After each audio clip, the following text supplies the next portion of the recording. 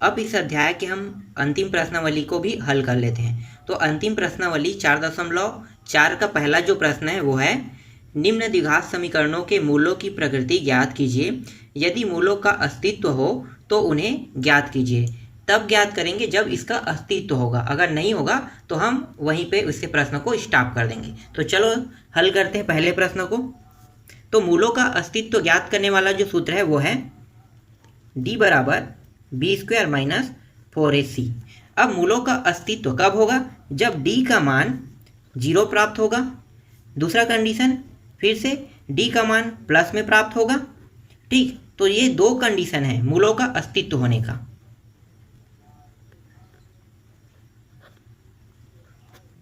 अगर d का मान माइनस में प्राप्त होगा तो मूलों का अस्तित्व नहीं होगा। ठीक, समझ में आ गया? जब हम इसको हल करेंगे तो मान या तो 0 प्राप्त होना चाहिए या प्लस प्राप्त होना चाहिए, तभी क्या होगा? मूलों का अस्तित्व होगा। अगर d का मान जो है वो माइनस में प्राप्त होता है तो मूलों का अस्तित्व नहीं होगा। तो चलो अब हल करते हैं पहले प्रश्न को। पहला प्रश्न है 2x का वर्ग माइनस 3x प्लस 5 बराबर 0।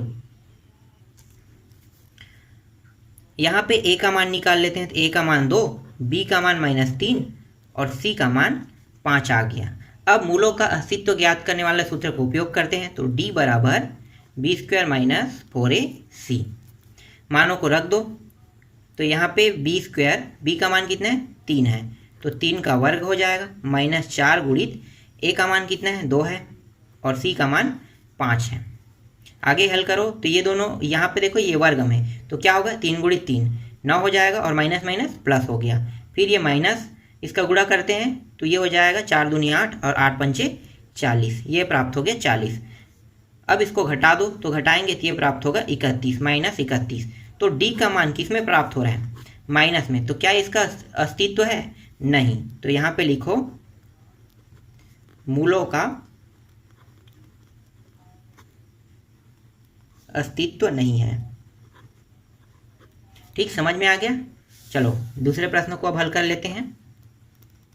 सेकेंड प्रश्न है 3x का वर्ग माइनस 4 करनी 3 x प्लस 4 बराबर 0। यहाँ भी a का मान निकालते हैं। तो a का मान यहाँ से 3, b का मान यहाँ पे ये वाला मान हो जाएगा -4 करनी 3 और c का मान ये हो जाएगा 4। वही सूत्र हमें यहाँ भी लगाना है।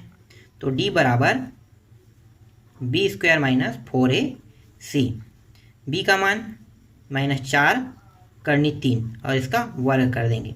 फिर 4, a का मान 3 है और c का मान 4 है। चलो इसका गुणा करते हैं तो ये माइनस माइनस क्या हो जाएगा? प्लस हो जाएगा, क्योंकि 2 बार गुणा होना है। फिर 4 चौक 16 गुणित और ये 3 आधा है, तो आधा और आधा मतलब करनी में है, तो 2 बार गुणा होकर क्या होगा? पूरा 3 बन जाएगा। तो ये हो गया 3। फिर इसका पूरा गुणा करते हैं तो 4 तिया 12 और 12 चौक 48, ये आ गया 48। ये भी क्या होगा?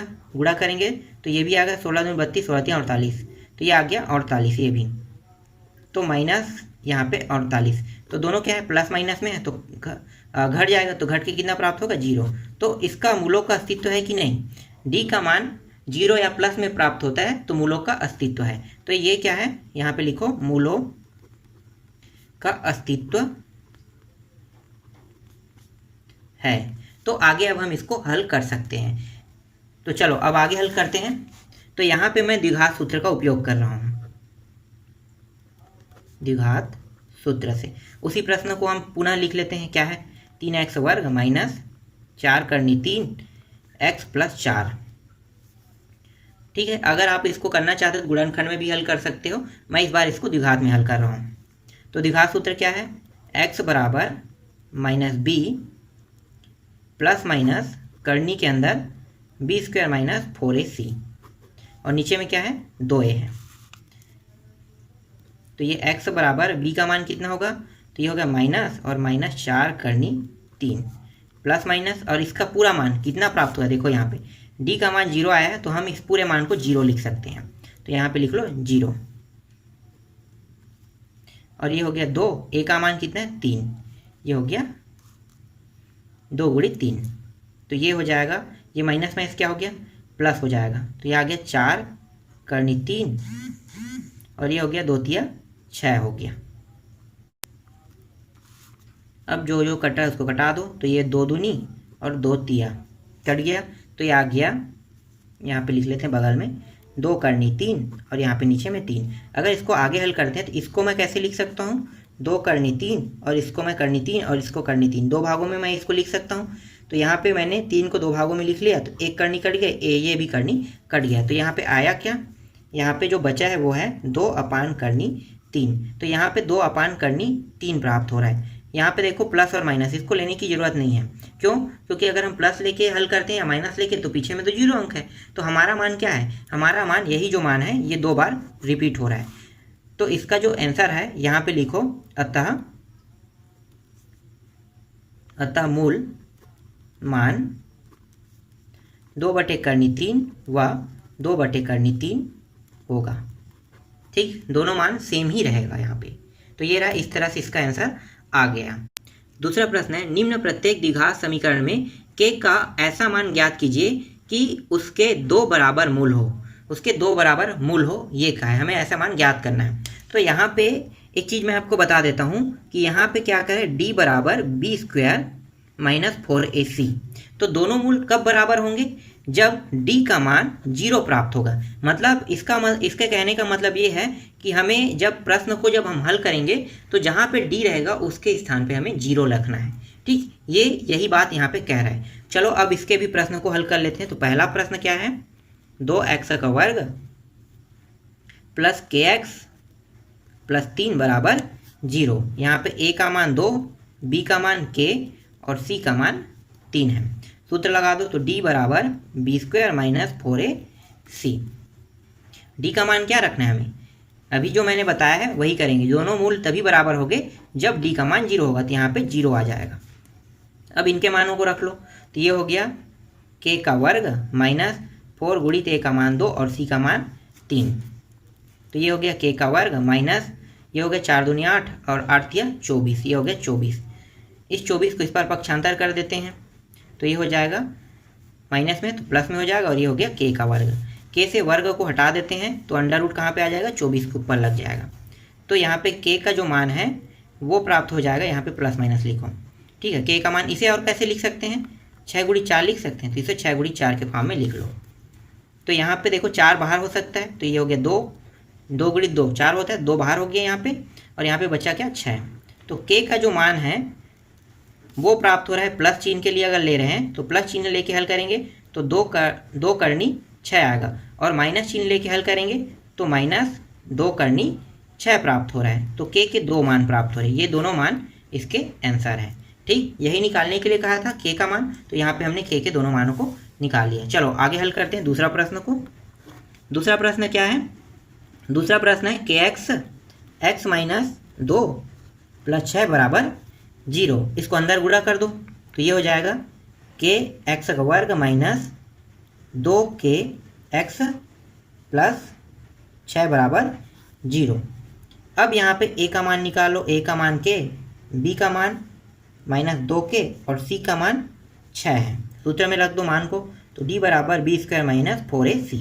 d का मान 0 रखना है, b का मान क्या है, माइनस 2k का वर्ग 4 गुणित a का मान k और c का मान 6 है। तो ये हो गया 0, ये हो जाएगा 2 दूनी 4 और k का वर्ग हो जाएगा माइनस 4k और 4 छक्के 24, तो ये हो गया 24k हो जाएगा। यहाँ पे 4 और k को दोनों से उभयनिष्ठ निकाल लो, तो ये आ गया k माइनस 6 आ जाएगा, और यहाँ पे 0। एक बार 4k 0 को लेकर हल करते हैं, तो 4k बराबर 0, तो k बराबर यहाँ पे 0/4, मतलब k बराबर कितना प्राप्त हो जाएगा, 0 प्राप्त हो जाएगा। ये बिल्कुल अमान्य है, क्यों, क्योंकि k का मान हम 0 नहीं रख सकते।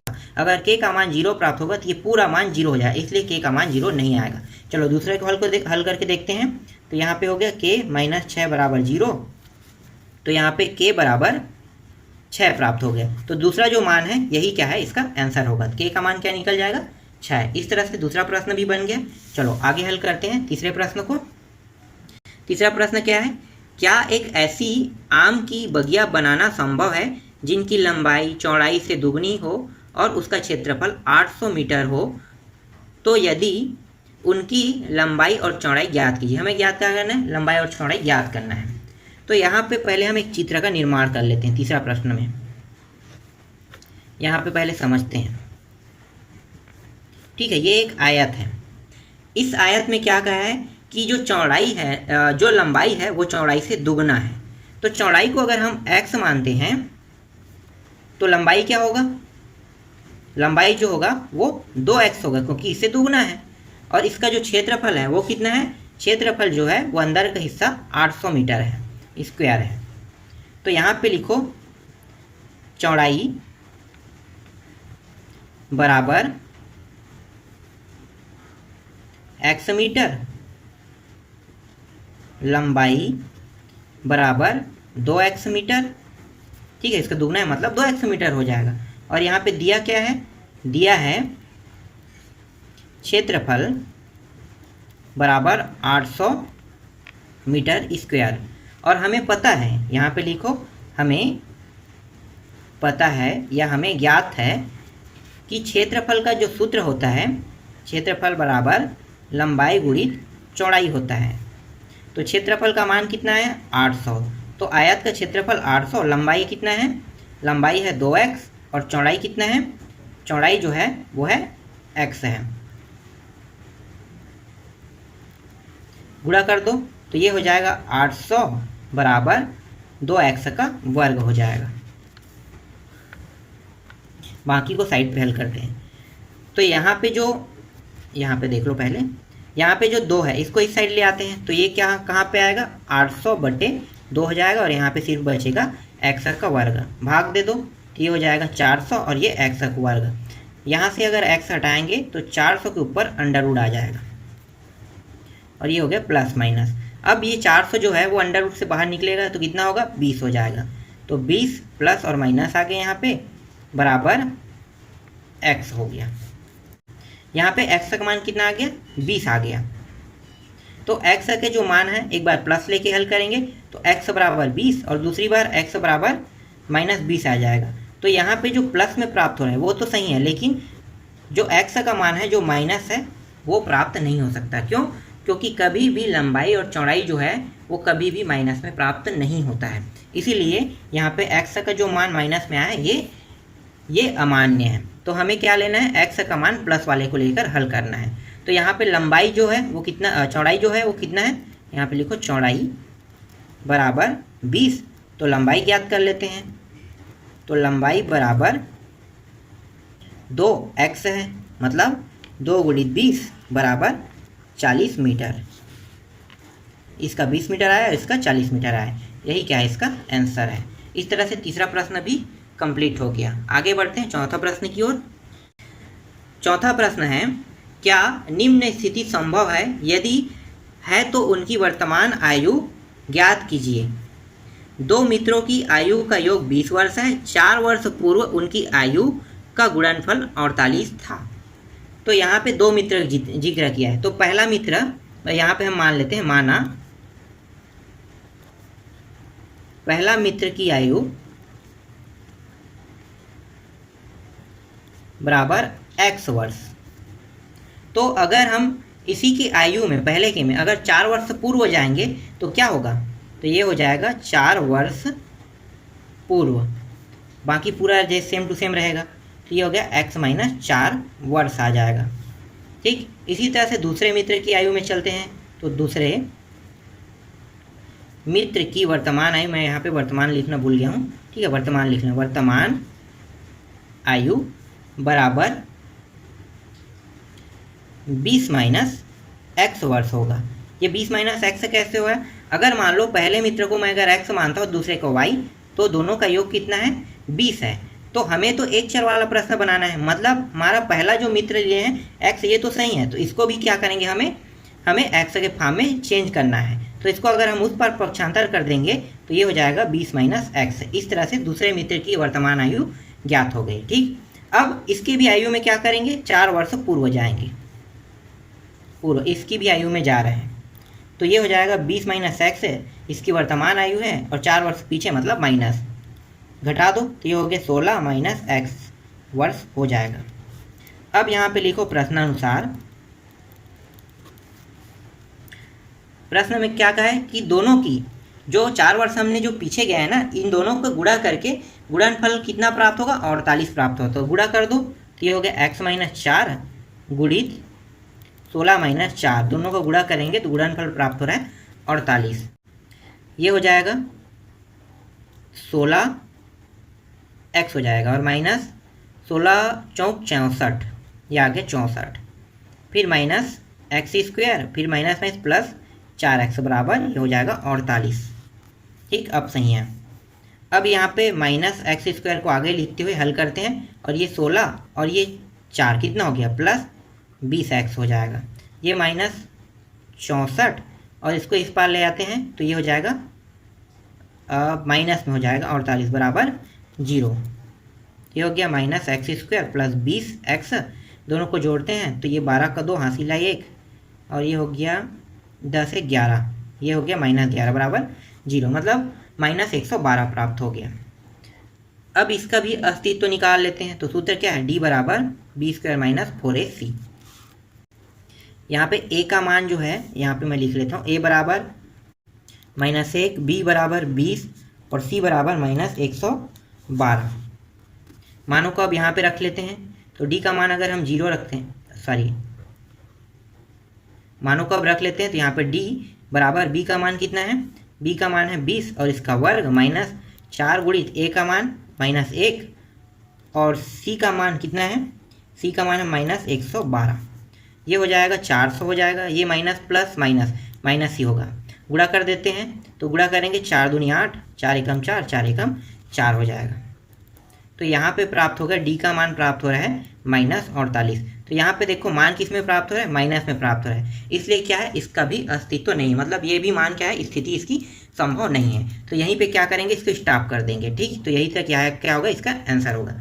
चलो अब अंतिम प्रश्न को भी हल कर लेते हैं। क्या परिमाप 80 मीटर तथा क्षेत्रफल 400 मीटर स्क्वायर के एक पार्क को बनाना संभव है? यदि है तो उसकी लंबाई और चौड़ाई ज्ञात कीजिए। हमें ज्ञात क्या करना है, लंबाई और चौड़ाई हमें ज्ञात करना है। तो पहले एक चित्र बना लेते हैं। ठीक है, इस चित्र में ये जो आपको दिखाई दे रहा है, ठीक है, ये क्या है, लंबाई है। मैंने लंबाई को x यहाँ पे मान लेता हूँ, ठीक है, और चौड़ाई को मैं यहाँ पे y मान लेता हूँ। लंबाई को मैंने x माना और चौड़ाई को मैंने y माना। तो परिमाप क्या हो जाएगा, तो यहाँ पे लिखो परिमाप। परिमाप जो होता है वो चारों भुजा का योग होता है। तो लंबाई तो 2 है, तो मतलब लंबाई की भुजा 2 है और चौड़ाई की भुजा 2 है। तो 2 और 2 मतलब 2 लंबाई प्लस 2 चौड़ाई, तो ये हो गया लंबाई और चौड़ाई। यहाँ पे मानों को रख दो। तो परिमाप कितना है, परिमाप है 80 मीटर, मतलब ये हो गया 80, लंबाई 2 और लंबाई को हमने क्या माना था, x, और चौड़ाई को हमने क्या माना है, y माना है, तो ये हो गया y। इस 2 को इस पार ले आते हैं तो ये हो जाएगा 80/2 बराबर x प्लस y हो जाएगा। तो ये हो गया 40 और ये हो गया x प्लस y हो गया। इस y को हम इस पार पक्षांतर कर देते हैं तो ये हो गया 40 - y बराबर x। तो x का मान कितना आ गया, x का मान आ गया 40 - y आ गया। अब आगे प्रश्न में क्या है, क्षेत्रफल दिया है। तो क्षेत्रफल क्या होता है, तो क्षेत्रफल का सूत्र देख लो। क्षेत्रफल बराबर आयत का क्षेत्रफल बराबर लंबाई गुणित चौड़ाई होता है। तो क्षेत्रफल का जो मान है वो कितना है, क्षेत्रफल का मान है 400। ठीक है, 400 क्षेत्रफल का मान है और लंबाई कितना है, x है, और चौड़ाई जो है वो क्या है, y था। तो हमें यहाँ पे देखो x के स्थान पे क्या रखना है, 40 - y रखना है, तो रख दो यहाँ पे। तो ये हो गया 400 बराबर 40 - y और गुणा हो जाएगा y के साथ। तो ये हो जाएगा 40y - y का वर्ग और ये हो गया 400। इसको इस पार पक्षांतर कर दे, इस वाले मान को इस पार ले आते हैं तो ये हो जाएगा, जमाते हुए लिखते हैं, और y का वर्ग - 40y और ये हो जाएगा प्लस 400 बराबर 0। ठीक, यहाँ तक बन गया। तो d बराबर b² - 4ac। d का मान, d बराबर b, फिर से देखो यहाँ पे मैं a का मान निकालना भूल गया, 1, b का मान -40 और c का मान यहाँ पे 400 है। ठीक है, तो b का मान रख देते हैं। तो b का मान है -40 का वर्ग -4, a का मान कितना है 1 और c का मान सी का मान है यहाँ पे 400। तो आगे हल करते हैं, तो ये हो जाएगा 1600, इसका भी गुणा करेंगे तो 1600, तो डी का मान क्या प्राप्त हो गया, 0 प्राप्त हो गया, मतलब इसका अस्तित्व है। तो आप क्या करेंगे, आगे हल कर सकते हैं। तो लंबाई और चौड़ाई अब ज्ञात कर लेते हैं इससे। तो हम यहाँ पे द्विघात सूत्र का उपयोग करेंगे। द्विघात सूत्र क्या है, x बराबर -b plus minus b square minus 4ac upon 2a। इस सूत्र में मानों को रख दो। तो b का मान कितना है, b का मान है -40, और यहाँ पे सूत्र में पहले से ही माइनस लगा है। फिर प्लस माइनस इसका पूरा मान कितना हो जाएगा, अभी निकाले ना, d का मान 0, तो ये पूरा 0 रख दो। फिर 2 गुणित a का मान कितना है, 1 है। तो ये हो गया माइनस माइनस क्या होगा, प्लस हो जाएगा, प्लस 40, और ये पूरा मान क्या हो गया, 0 हो गया है, तो उसको लिखने की जरूरत नहीं, ये 2 हो गया। तो यहाँ पे x का जो मान है वो प्राप्त हो गया 20 प्राप्त हो गया। x का मान यहाँ पे 20 प्राप्त हो गया। तो लंबाई कितना प्राप्त हुआ, 20 प्राप्त हुआ। अब चौड़ाई निकाल लेते हैं। तो इस मान को हम कहाँ पे रखेंगे, हमने जहाँ पे इसको आगे हल किया था ना, वहीं पे रखेंगे। तो x minus 40 minus y, x का मान कितना है 20, और ये बराबर 40 माइनस वाई। इस मान को इस पार ले जाते हैं और इस मान को इस पार ले आते हैं, ठीक है। तो 20 को इस पार ले जाओ, तो ये हो गया 40 माइनस 20 हो जाएगा। y को इस साइड ले देते हैं, तो ये क्या होगा, प्लस में हो जाएगा। तो यहाँ पे y बराबर कितना प्राप्त हो गया, y बराबर भी 20 प्राप्त हो गया। तो x का मान भी 20 और y का मान भी 20, यही क्या है इसका आंसर है। तो दोनों मान हमने ज्ञात कर लिया। इस तरह से ये पूरा अध्याय कंप्लीट हो गया। इसके बाद हम लोग नेक्स्ट अध्याय को शुरू करेंगे।